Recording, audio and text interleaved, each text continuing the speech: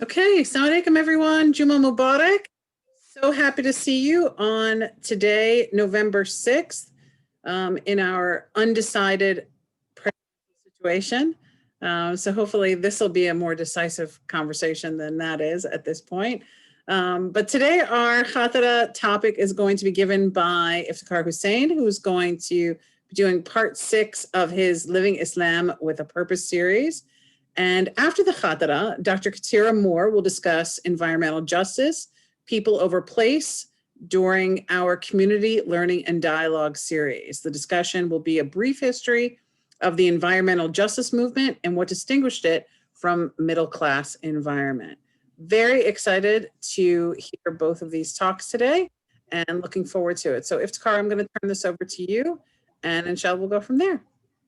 Thank you. Assalamu alaikum. Bismillah walhamdulillah wassalatu wassalamu ala rasulillah. Inna alhamdulillah nahmaduhu wa nasta'inuhu wa nastaghfiruh. ونعوذ بالله من شرور أنفسنا ومن سيئات أعمالنا من يهده الله فلا مضل له ومن يضلله فلا هادي له أشهد أن لا إله إلا الله وحده لا شريك له وأشهد أن محمدا عبده ورسوله. Allah reminds us, يا أيها الذين آمنوا اتقوا الله حق تقاته ولا تموتن إلا وأنتم مسلمون. You who believe, be mindful of Allah as is His due, and make sure you devote yourselves to Him to your dying moment. And He reminds us, يا أيها الناس اتقوا ربكم الذي خلقكم من نفس واحدة وخلق منها زوجها وبث منهما رجالا كثيرا ونساء واتقوا الله الذي تساءلون به والأرحام إن الله كان عليكم رقيبا. People, be mindful of your Lord who created you from a single soul and from it created its mate, and from the pair of them spread countless men and women far and wide. Be mindful of Allah, in whose name you make requests of one another. Beware of severing the ties of kinship. Allah is always watching over you. And He reminds us, يا أيها الذين آمنوا اتقوا الله وقولوا قولا سديدا يصلح لكم أعمالكم ويغفر لكم ذنوبكم ومن يطع الله ورسوله فقد فاز فوزا عظيما. Believers, be mindful of Allah, speak in a direct fashion and to good purpose, and He will put your deeds right for you and forgive you your sins. Whoever obeys Allah and His Messenger will truly achieve a great triumph. So alhamdulillah, this is a continuing series on subjects raised by Omar Farooq Abdullah in a seminal paper that he produced more than a decade ago.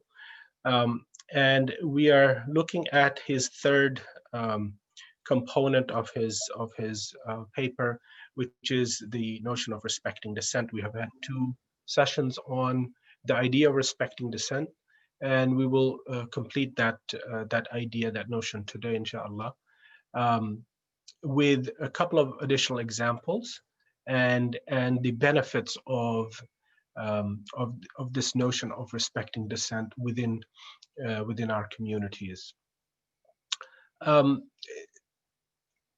There is an importance of being receptive to dissent. It counteracts rigidity within individuals and communities, and it pushes away dogmatism. The Muslim tradition has clear creed, but when belief turns into dogma, when belief turns into I am right and everybody else is wrong, which is a seminal feature of dogmatic views of life, this then prevents people from being flexible. It prevents people from being intellectually mature. The ability to look at a dissenting opinion about a subject allows you to grow, allows you to learn. So receptivity to dissent is very important, and it arose as a necessity, as we have discussed within the Muslim tradition, because text and its meaning, there are to review where dissent arises from. Text can have more one meaning or more than one meaning. Whenever it has more than one meaning, this is where dissent naturally arises. And according to our scholars, that dissent is a mercy, obviously, from Allah subhanahu wa ta'ala.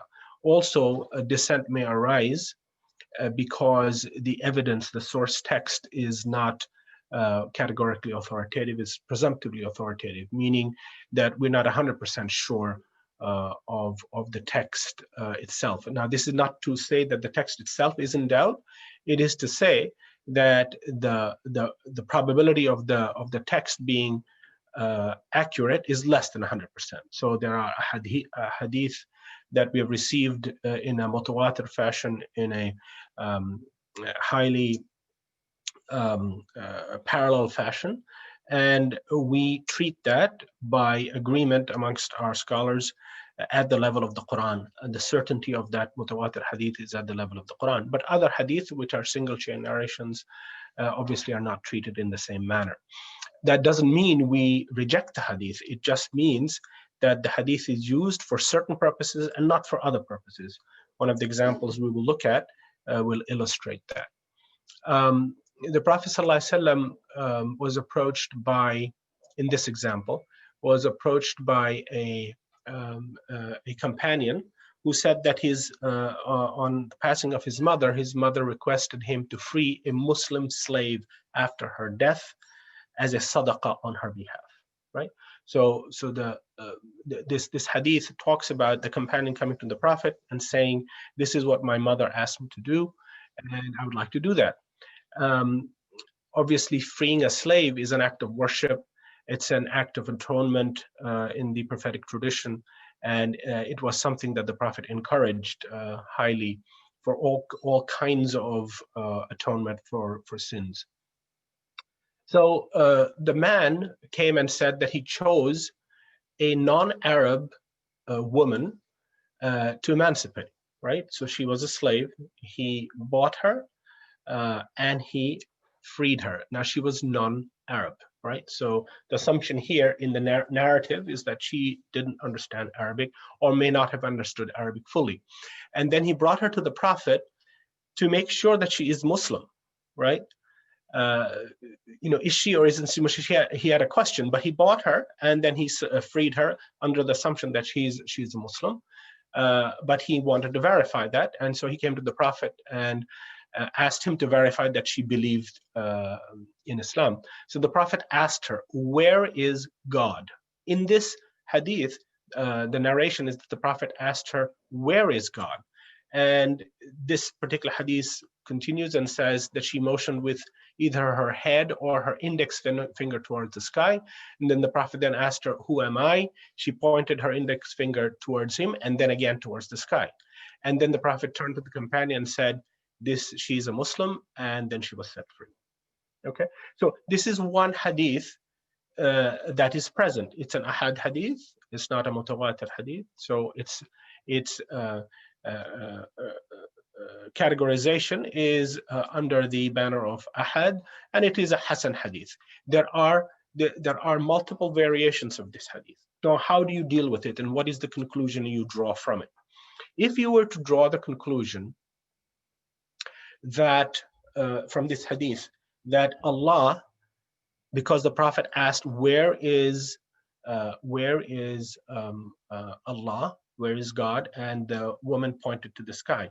If by this hadith you drew the conclusion that God has a physical place, that he occupies a physical space in the sky somewhere, Muslim theological schools, right, would absolutely reject this. The Sunni schools and the Shia schools would regard such an understanding from this hadith as heretical, right? Meaning that it is almost at the level, or it is at the level of kufr to think that Allah occupies a space, physically some space in the sky.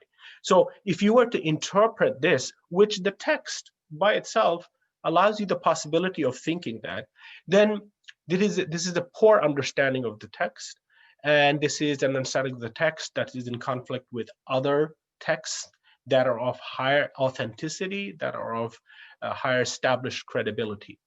So how does one understand this hadith? The understanding of this hadith is not that Allah is in a physical space, even though there is an implication. So while there is an implication,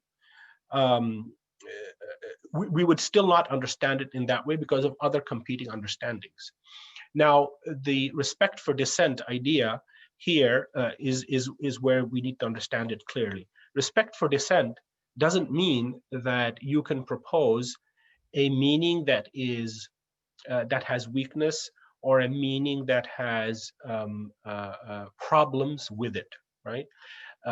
You will respectfully listen perhaps to a question or to a perspective, but then you still need to do the heavy intellectual lifting to understand that this hadith cannot possibly be talking about God's physical presence.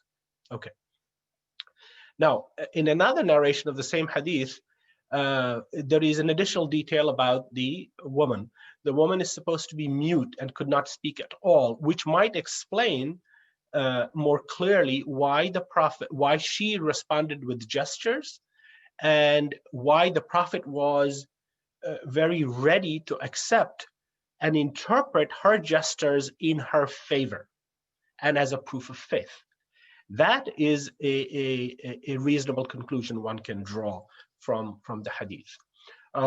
It would also clarify why the companion was unable to figure out whether the woman was a Muslim or not, and had to actually come to the Prophet to consult, because his mother had simply instructed him to free a Muslim who was a slave. So he could have done it himself, but obviously he ran into the trouble of figuring out whether she is or isn't a Muslim. Okay, now, if the girl was a non-Arab, she may not have known Arabic well or at all, and that could also give an explanation about the way the Prophet interchanged and dialogued with her. There is yet a third transmission, a third version of the hadith, third narrative of the hadith, where the Prophet did not ask her, "Where is God?" but he asked her, "Who is God?" Now, what's interesting, looking at all of the hadith in which the Prophet teaches about Allah, where is God and who is God are not the usual ways the Prophet would ask people when he would ask them whether they believed in Allah or not, right? Rather, he would ask, "Do you bear witness that there is no God but God?" You know this, La ilaha illallah, wa ashhadu an la ilaha illallah. So all of these narrations of this hadith, where he's asking where is God and who is God, are generally considered a weaker form of the prophetic tradition of speaking about Allah subhanahu wa ta'ala, about God. So all of these put together tells us that this hadith is on the weaker side. The scholars didn't reject the hadith, they categorized and cataloged the hadith, and then they are very careful about what is it that they conclude from the content of the hadith, right? And this is part of the notion of respecting dissent, because it illustrates that respecting dissent is not a license. It's not a license to poor understanding of text, or arbitrary understandings of text, or understandings of text that are very out there in terms of the implications of the text itself. This is part of the etiquette of respecting dissent. So in general, one could say that the hadith itself, it's been received as ahad, it's a single chain. We have categorized it as hasan, which means okay. Yet the conclusions that we draw from it are quite minimal, right? We don't conclude that Allah is in the sky somewhere. We don't make that part of our aqidah, because there are other more authentic and stronger hadith, and certainly texts of the Quran, which would not allow for that type of interpretation. Again, respecting dissent does not mean, and this is an illustration of that, does not mean poorly argued points of view. There are a couple of other examples that will also help us to understand dissent. Whenever we talk about music, most of you have probably heard sometime or the other that music is haram, right? Most of you have heard this particular view, and it is absolutely true that the majority of legal scholars, those who are the fuqaha, the ones that give legal rulings on matters, the majority of legal scholars have forbidden music, right? they have forbidden music. And if you look at their rationales, they generally did that because they considered music to be very closely associated with certain behaviors like drinking and licentiousness or dancing provocatively. So these were considered things that were associated or tightly, either loosely or very tightly associated with music. And that is part of the rationale for its prohibition. Okay.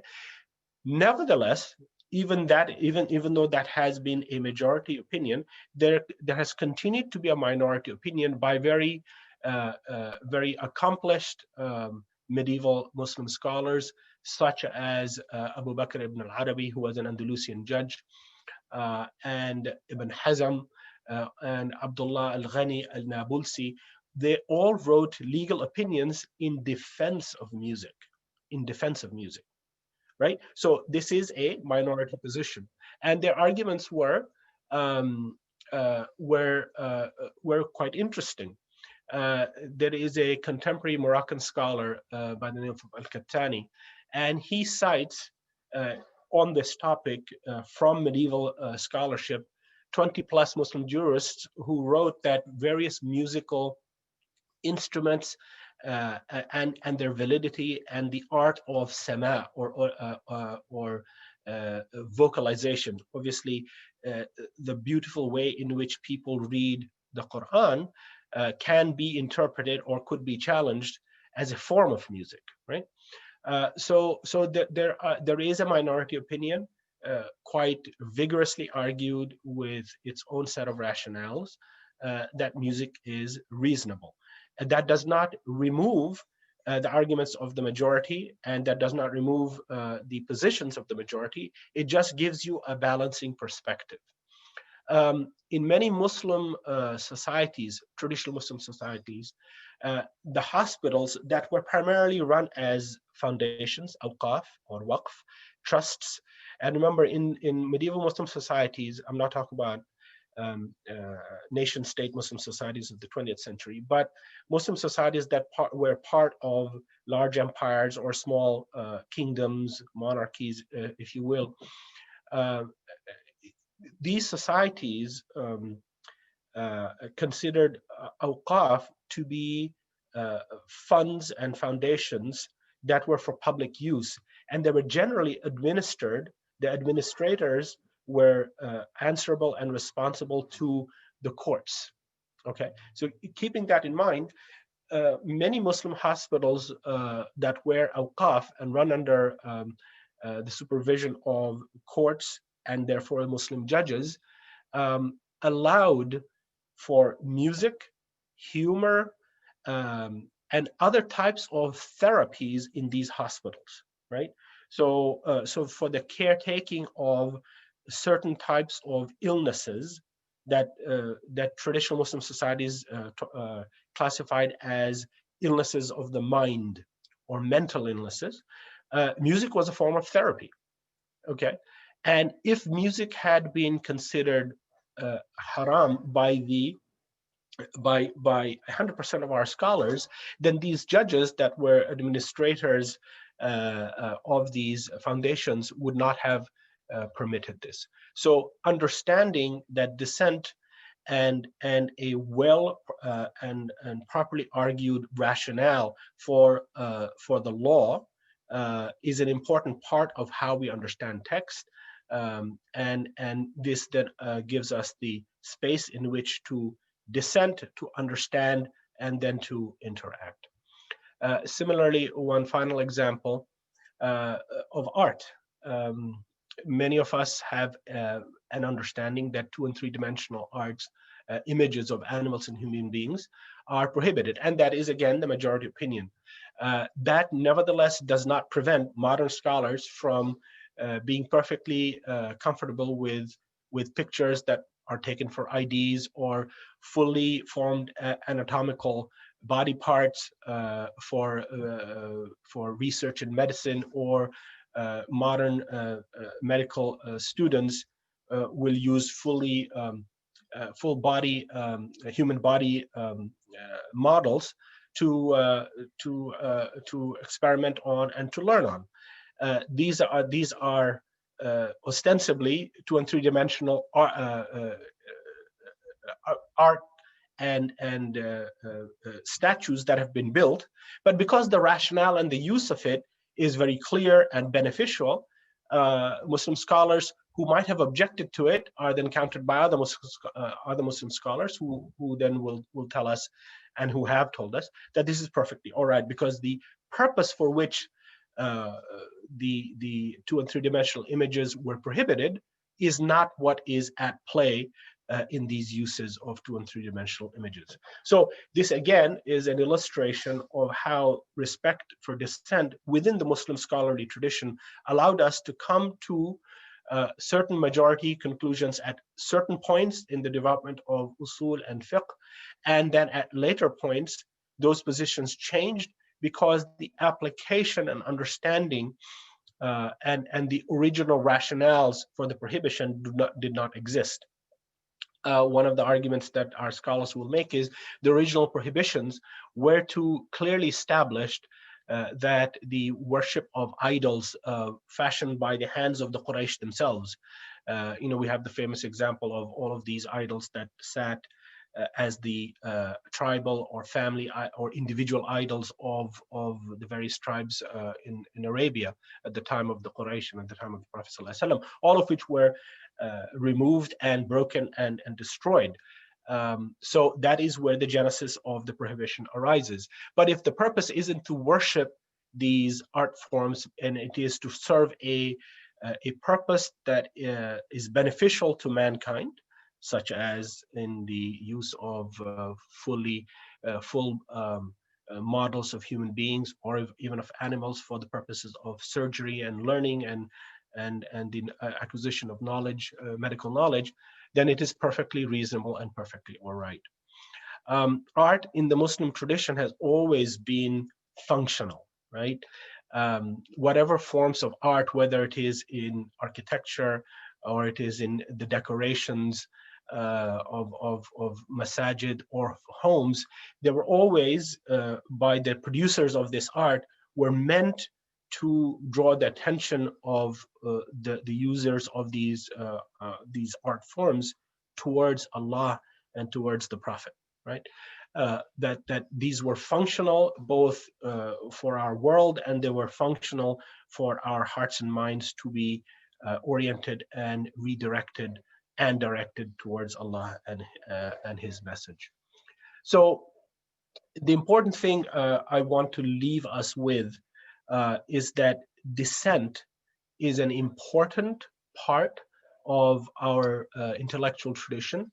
And when we look at even our companions and the second and third generation after the Prophet ﷺ, we encounter a very famous companion, Abdullah ibn Umar, in the first generation, who is one of the three, considered one of the three Abdullahs, Abdullah ibn Masud, Abdullah ibn Umar, and Abdullah ibn Abbas, the three Abdullahs who are considered the scholars amongst the companions, right?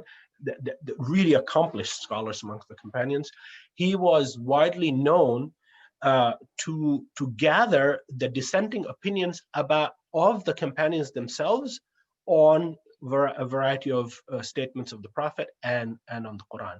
And he would say that he would not exchange his knowledge of the dissenting opinions of the companions on the ayat of the Quran and hadith for anything that anybody could give him. It was a way of, a way of demonstrating his understanding of dissent and the value of dissent that he had learned and understood directly from the Prophet ﷺ. There is another Umar who is considered tabi'in of the third generation, Umar ibn Abdul Aziz, who was the second Umar the second from the Umayyads, but unlike the Umayyad caliphs, considered really one of the good Umayyad caliphs, who was quite known for his righteousness and his piety and his truthfulness. He commented on a hadith that is considered a weak hadith, right? What does this hadith say? It says, the descent of my community is a special mercy. Hadith scholars define this as a weak hadith. That is it's either classified as it's an ahad hadith, so it's a single narration chain, but it is classified either as a hasan or a da'if hadith, depending upon the collector of the hadith and the classifier categorizer of the hadith. So it's not considered sahih. However, Umar bin Abdul Aziz commented on this hadith, and he said that it would not please me if the companions of the Prophet ﷺ had not differed. If they had not differed, there would be no room for license or ease in the religion. That Umar ibn Abdul Aziz understood that the Prophet allowed dissent. He understood that the companions did dissent, and he understood that this dissent is of value in being able to see multiple points of view with regard to a statement, a text, an ayah of the Quran, or even a statement of the Prophet. Another very fine example was after the Battle of Khandaq, when the Prophet said, do not pray Asr until you reach Banu Qurayza's encampment. And then he left himself with various groups of people moving towards the encampment of Banu Qurayza. Some of the companions did not pray. They literally did not pray Asr until they arrived at the encampment. And other companions prayed Asr, saying what the Prophet meant by do not pray Asr until you reach the encampment was for them to hurry. And they had been delayed in departing the site of Khandaq towards the Banu Qurayza's encampment. So they said the Prophet could not have possibly meant for us to miss Salah. So they prayed Salat al-Asr before they proceeded. And when they both, these different groups arrived, they asked the Prophet whose interpretation was correct. And what do you think the Prophet said? Sallallahu Alaihi Wasallam, he said, both understandings are correct. Because the Prophet recognized that the statement as he made it could have been understood in the absence of other advice. He gave that sentence and he moved. He did not wait to give a lesson on that statement. He left. So when the companions interpreted that his statement from their perspectives, he understood that, and he complemented both understandings and said both are reasonable. And this is the blessing of ikhtilaf, or the blessing of dissent, that is a major part and a major feature of our legal system. But it is not only in our legal system that this is present. It is present in our aqidah. It is present in almost every science that we deal with in the sacred sciences, Islamic sacred sciences, and this is what created a society that was inclusive. It created a society that was able to accept an accepting society, and it is something that the Ummah, according to the view of a number of our scholars, modern scholars today, the Ummah has lost this practice, right? The Salafi Sufi wars, the Aqidah wars, particularly in America, all point towards a lack of understanding of this science and its balanced practice.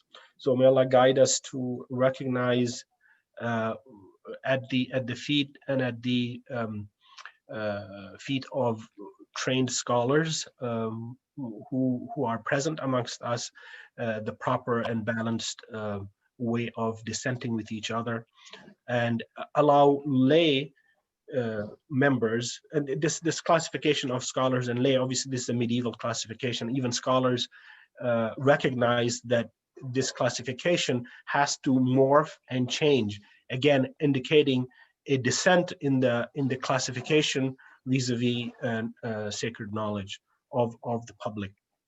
So even this is by the grace of Allah becoming more refined as a result of dissension among scholarship. So may Allah give us the tawfiq to understand a balanced way of understanding ikhtilaf, and then practice it amongst ourselves, thus creating inclusive communities and creating closer knit communities. إن الله وملائكته يصلون على النبي يا أيها الذين آمنوا صلوا عليه وسلموا تسليما اللهم صل على محمد وعلى آل محمد كما صليت على إبراهيم وعلى آل إبراهيم في العالمين إنك حميد مجيد. وصلى الله تعالى على خير خلق محمد وعلى آله وصحبه أجمعين والسلام عليكم ورحمة الله. Wa alaikum assalam wa rahmatullah. Jazakallah khair, Iftekhar. That was excellent. MashaAllah, such wisdom, mashallah, that we all should. So now Dr. Katera Moore will talk to us for our community learning portion. Katera? Assalamu alaikum. So, well, I feel like we need like take a beat because that was a topic and now we're going to shift gears. So it's almost everybody could kind of collect their thoughts to digest what Iftekhar just shared with us. And just, I think that before we just move into my talk, so I'm just going to take a 15-second pause, and I invite everyone to do the same thing. And if people want to get up and stretch, that would be my recommendation. So just give me a second.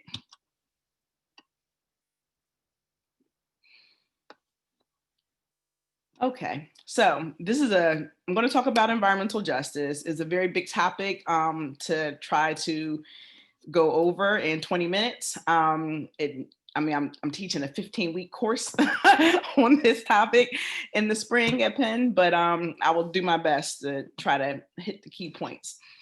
So I'll just get started. So environmental justice is, I guess I wanted to preface this by saying that it's very distinct from environmentalism. Environmentalism is very middle class, it's a very white middle class thing. And environmental justice is is more of a working class, oftentimes urban phenomena. And I'll go through those things. And so the environmental justice movement emerged out of a variety of social movements and community struggles around the dumping of toxic substances on marginalized people. The most notable one you can find is a book called Dumping in Dixie. Is from 1982. They were dumping PCB in Warren County, North Carolina, predominantly African-American community.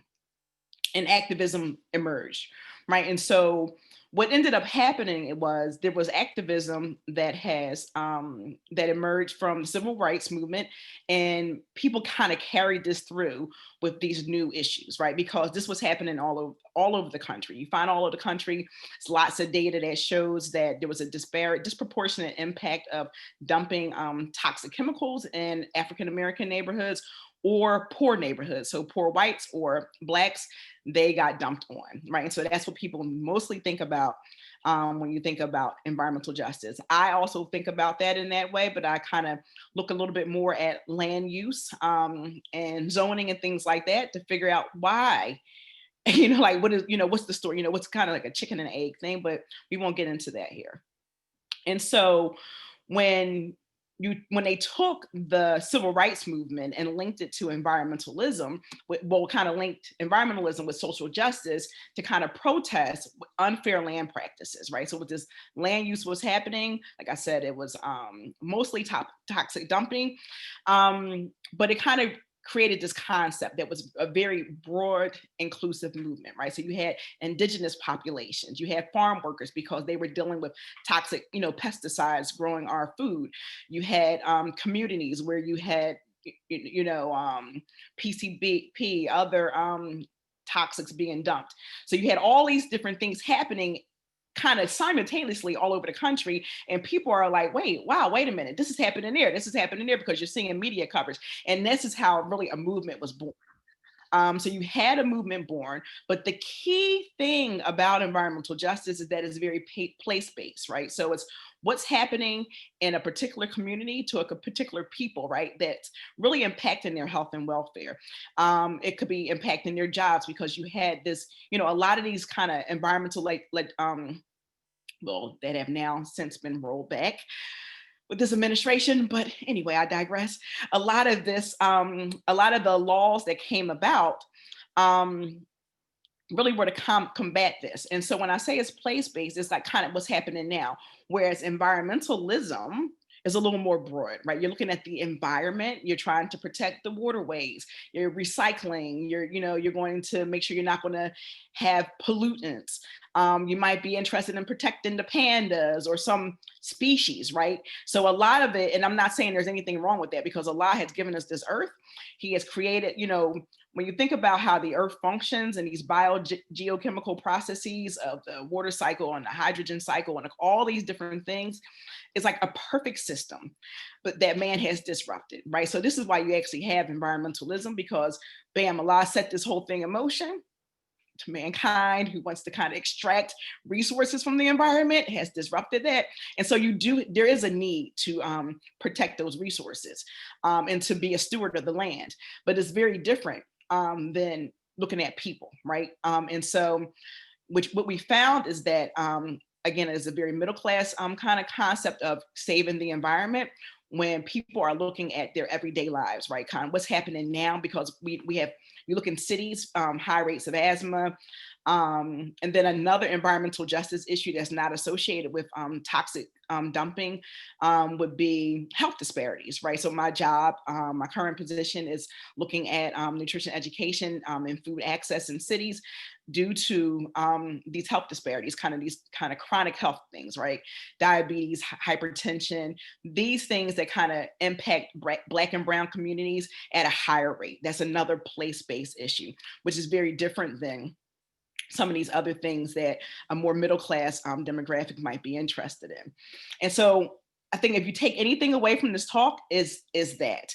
And the other thing, the key other factor when you distinguish between environmentalism and environmental justice is that environmentalism actually produced some of the environmental injustices, right? So when you have some of this legislation about what's going to happen, so I mean, just part of being a civilized society, right? You're going to have trash collection. You're going to have how you're going to, deal with chemicals. You have all these things that have to be kind of handled, right? And so these are often thought of as locally unwanted land uses. Nobody wants a chemical disposal plant near their home. No one wants to trash the steam plant near their home. But we know that in Chester, they're like the poster child for environmental injustice, right? We know right here in Philadelphia, in Southwest Philadelphia, yet another poster child.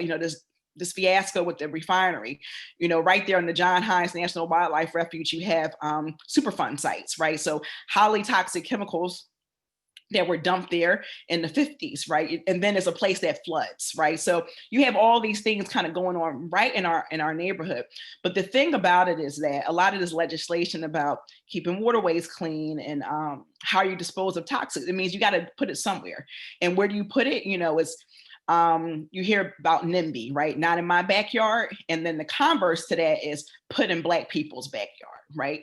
So you got NIMBY and PIPY, right? And so that's what happens. So as a direct result of let's fight for the environment, who are you going to dump that stuff on? And it's going to be the people without the voice and the people with the lower land values, right? So that's usually the argument. The land is cheap there. Right. And so this is why it's the electric plan and all these different things that we all know that people are seeing it, high rates of cancer, depending on what's there. Right. So that's just, I'm just trying to sum that all up just so you can take that away. Right. And so I'm not saying don't recycle, don't, yes, definitely recycle, definitely conserve water and energy, because all those things, because the other piece of this is that environmental justice is a global phenomenon. Right. And so we have, in this country where a lot of these chemicals have been banned. So we don't use DDT. We don't use a lot of the things that kind of eroded, like the bald eagle, for example, right? That was from chemicals that made the shells of the shells thin. And so they were not able to kind of maintain the population. So it's been banned. But guess what? Dow Chemical and DuPont, they still got to make money. So what they call it, I can't think of the name. It's like the circle of poison. And so what happens is, guess what? They ship that stuff outside of the country. So they're still producing those chemicals, but they're giving it to everybody else. And then the stuff comes back in the form of products, right? So it's kind of left out because the chemicals are illegal here, but they're legal everywhere else. And so when you see in these other countries, like, it was like, maybe I don't know, a decade ago, you know, they talked about in the Philippines and other Asian countries where because we were recycling our electronics, but that's toxic waste. And where's it getting sent to? Underdeveloped countries, right? When we didn't have anywhere else to put our trash, where was it going? On the shores of Haiti. So it's just like what, you know, so it becomes a global phenomenon that the people with the least amount of power and the least value in this global capitalist society, they're going to be the ones that's dumped on. So when we're protecting all of these things, think about who's going to be, so somebody has to bear the burden, right?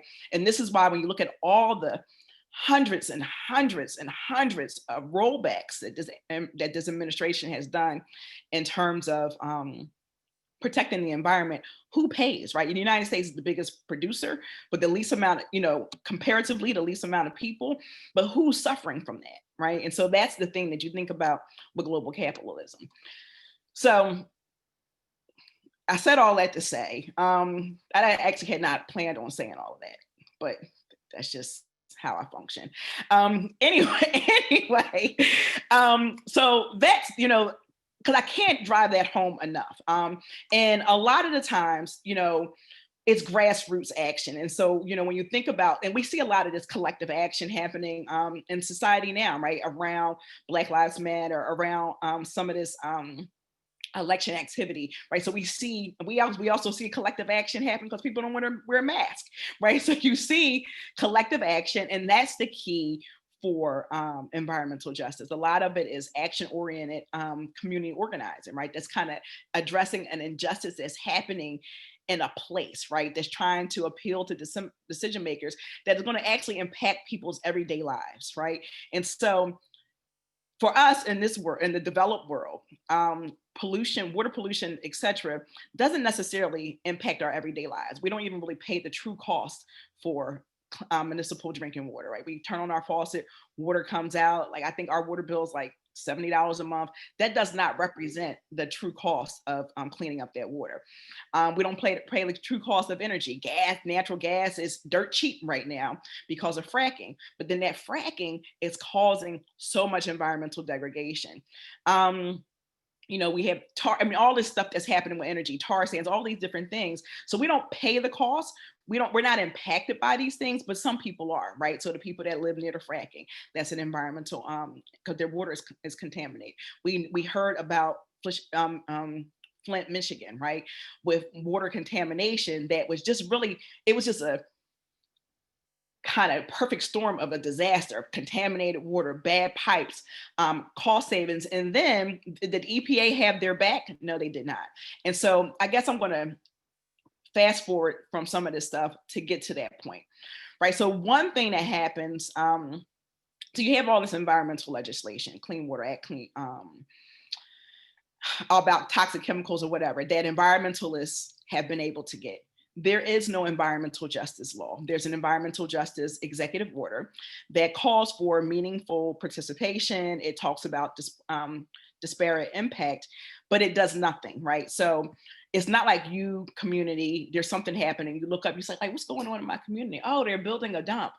What can you do about it? Probably absolutely nothing, because by the time they break ground, there's already been a zoning variance and all these different things. And that's where meaningful participation comes in handy, because you have to be aware of what's happening in your community in order to prevent some of these things happening. Because by the time it happens, it's too late. Like the cow's out the barn. So, you know, a lot of times environmental justice communities, they kind of piece together other claims. So this claim that I talked about in 1982, they were not successful. But I mean, everybody has seen Erin Brockovich. That was successful, right?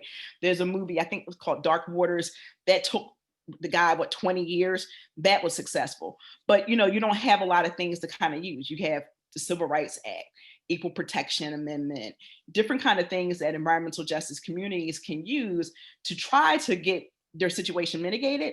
9 times out of 10 is a fail, right? And so because you have to prove intent.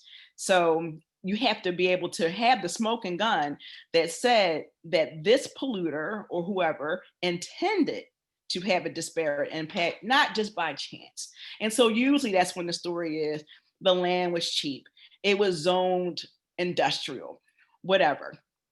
And it's a bunch of BS, because Again, who lives near cheap land? Black and brown and poor people. So when we think about these legal shortcomings and the fact that there's no law, that's what people have been crying about. When I'm saying like outcrying, we need an environmental justice law, and that's what's needed in order to protect these communities, because the EPA won't protect the communities. And we see that, I mean, even when you look at what happened in Philadelphia, or what was exposed in Philadelphia, was that 2 years ago, with the toxic cities, toxic schools. And so in Philadelphia, it's been maintenance deferred in these public schools, mildew, asbestos, lead, all of these things. I sat on a committee with the school district, and I kept telling them, you need to do something about this because this is about to be a mess. We don't know. We don't have the money. We don't know where to start. Okay, guess what? There was an expose in the Inquirer, and then now all of a sudden you know where to start. But they still didn't do it right. And so we even saw that last year when there was a school building, Benjamin Franklin Learning Center. And when the school kids from SLA moved into the building, miraculously, they want to start doing asbestos remediation. And so, I was on a call when I was on that committee, and the EPA had the audacity to say, we don't just lead everywhere. And I said, no, as a matter of fact, there's not lead everywhere. And no one in Lower Merion is worried about lead levels in the paint in the school building. They're not worried about that because they're actually worried about learning. And so we have situations here in Philadelphia where it's behavior issues, there's all these things happening. Why? Because the kids are in toxic school buildings.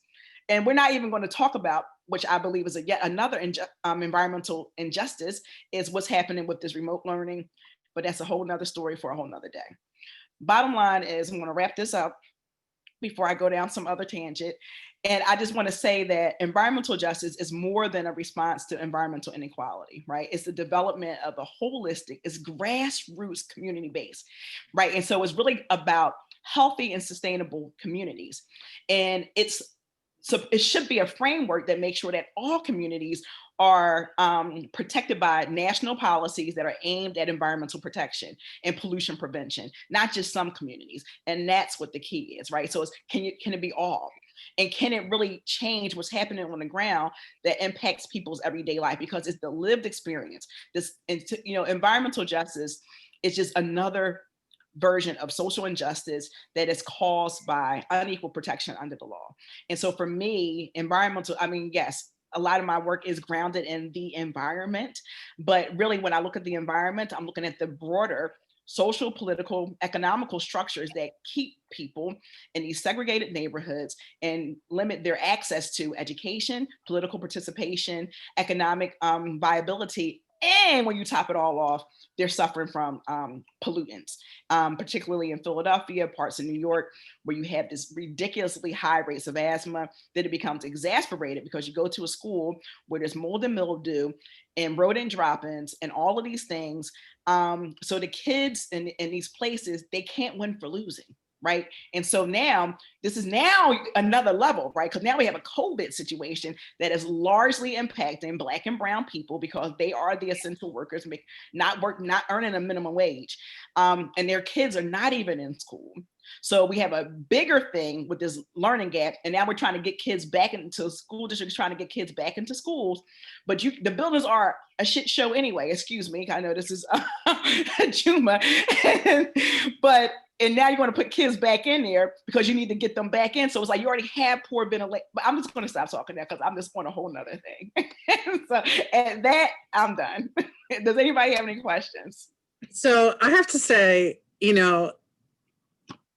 for those that don't know, Dr. Moore is a dear, dear, good friend of mine. And what you just got is the tip of the iceberg.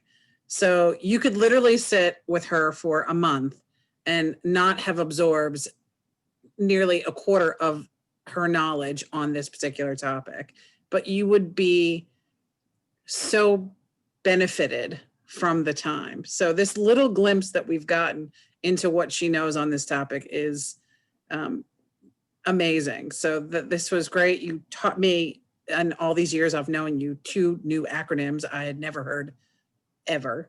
So I'm going to keep those in the back of my mind, and we're going to have a conversation about them later. But does anyone have any particular topic, have any questions in particular? Tahia, I know you're chomping at the bit over there. I can see you. I'm just going to. I always do. I'm just going to read a comment very quickly from Sister Sophia, who said, Shukran Iftekhar and Katera for sharing such important points to consider and be mindful of. We are all one community, no matter where we live. All of us need to make it safe for all of us, inshallah. And Sister Dr. Hiba says, Jazakallah khair, Brother Iftekhar and Sister Katera. I'm so sorry. She had to leave. She had a meeting at 2, but she hopes that you return again, Katera, as we all do. And Tahia, I'll turn this over to you. I'm sure you have some questions or comments. Well, thank you very much, Dr. Moore. That was very impassioned talk, and it makes us going for sure. So I appreciate that. And another thing that I appreciate, and I think we need to keep repeating this, the difference between environmentalism and environmental justice. I think often people do not make that distinction in their mind, or do not fully understand what's happening 3 blocks down from their house, right? And think more about, again, not to be malicious in any way, saving pandas and overlooking a whole block of people living down the street. So I think this is something that has been on my mind for a long time. And you did cover, I had a few questions written down for you, but you kind of just go bullet point by bullet point, and you kind of address them already. But I'm just thinking, how do we work on overcoming this gap that we are feeling, between middle class that you mentioned several times? How do we educate about this? And what are if you can share with us some of the concrete actions we can take? I know advocacy is one, but how do you see this being worked on so we can do a better job? I think one way to kind of become more informed is that wherever you live, like right now, a lot of people are on the main line, right? And so you find that the city that anchors you, right? So you drive 10 miles or 15 miles, and wow, it's going to be a completely different landscape, right? Because everyone lives downstream, and just whenever you kind of find places that radiate from a city, as you kind of go, that the housing stock changes, the quality of life changes. This is why nobody wants to come to the hood. And so you kind of go, you take that ride, right? You actually can go down the main line, because the thing that's interesting is that Philadelphia is where the wastewater comes from, Lower Merion, right? And so it comes through, it enters at 63rd and Street, Overbrook, and it kind of goes to the water treatment plant. And then fill it up. What ends up happening is you have non-point source pollution, right? And so that kind of comes, sorry, never mind, that's a whole nother topic. But anyway, everybody lives downstream. And I think one thing to kind of think about is, as you drive through places, right? And you look, and the place is different than yours, right? And you think, why? Why is it so? Are these people just that much lower than us, that they just want to live like this? Or is it structural processes that put these particular people in that particular place? And we know for sure, really based on my dissertation research, I know that in Philadelphia, that they most definitely targeted where they were going to place Black and brown people, right? Because what people see as Society Hill, that was a Black community. And we all know that from the documentation of W.E.B. Du Bois. But then we also know that in the 40s, the city boosters, as they were trying to get white people to come back into the city, they used eminent domain to move Black people from that area. And where did they place them? They placed them on flood-prone landscapes intentionally. And so housing values, that's another story, right? So it creates a change in how you have capital accumulation. And so I think that's one thing. It's one thing to kind of just go and observe and think about the processes there. Like, why do you think people want to live like that? Nobody wants to live like that. So why do they live like that? And then, people, everybody's talking about redlining and all that stuff now. So that all plays into that. So that's number one. And then so number two, the other thing to be is, if you do identify a place like, wow, this place is a whole hot mess, not because of the people that live there, but because there's a lack of resources, And if you decide that, hey, you know what, I like to do something, do not be a white savior and go into somebody's neighborhood and decide that you're going to do something. You identify a community leader and you try to partner with them, right? Because you also got to find out what their needs are, because sometimes you might identify a need. And see, I work at a university. This is like, this is their brand, right? They go out into community based on the need that they've decided to impose on the community. No, that's not what they want. You find out what the people want, right? So, hey, what do you guys need? And so while it might look like they need a lot cleaned up, but it might be something else. You know, you might have decided, oh, they need a farmer's market because they need produce. No, they might need something else. And so you find out what are the needs of the community, because sometimes it's like life and death happening, right? So even though these are big deals with the asthma or the access to food, whatever, sometimes people are dealing with such acute issues, right? It's paying their rent, or somebody, somebody got arrested or beat up by the cop, whatever has happened, like that's what's happening in their life. And while this other thing is actually adversely impacting their life, that is like, they don't even have the space to kind of think about that at that point. So I say, observe with an open mind and think about why people are in that situation, and then identify people that you can partner with to actually, do some of the work that might make sense to do. And you always try to build the capacity to people, because it's one thing to kind of do a drive and do some handouts and all that kind of stuff. But where people, particularly middle-class people, fail is that you don't teach a man how to fish, right? So you go drop off some fish, and then what? Next year you're dropping off more fish, but you really have to be able to help people build the capacity. And the biggest thing with environmental injustices is because a lot of people are not aware of the back end of what's happening that changes the landscape, right? All these local planning meetings and all the zoning board, all this stuff that's happening. Like, the one thing, my favorite thing about when I was in New Orleans, other than the food, is the signs were on lots. This lot there has been a zoning variance applied for on this lot, so that people know, because in the post-Katrina world there's a lot of gentrification because of the displacement, but see, now people know what's happening. Oh, an application went in, so now you'll know before that maybe you need to take action. We don't have such apparatus here in Philadelphia. It's all behind the scenes. It's all these back door deals. This is why we have this rampant gentrification. But it's that kind of thing. It's like getting people connected with really the decision making, right? And that's what meaningful participation is for environmental justice. It's meaningful participation in what's happening on the landscape. And 9 times out of 10, the meaningful participation usually is, we had a community advisory board. Where'd you dig these people up from? But that's it. Thank you so much, mashallah. Just excellent. Tahia, I'm sure you're going to talk to Katera again about having her come back. She has such a wealth of knowledge that we would love to have her back again, inshallah. So we're going to wrap things up today. That's all the time we have. Thank you everyone so much for joining us.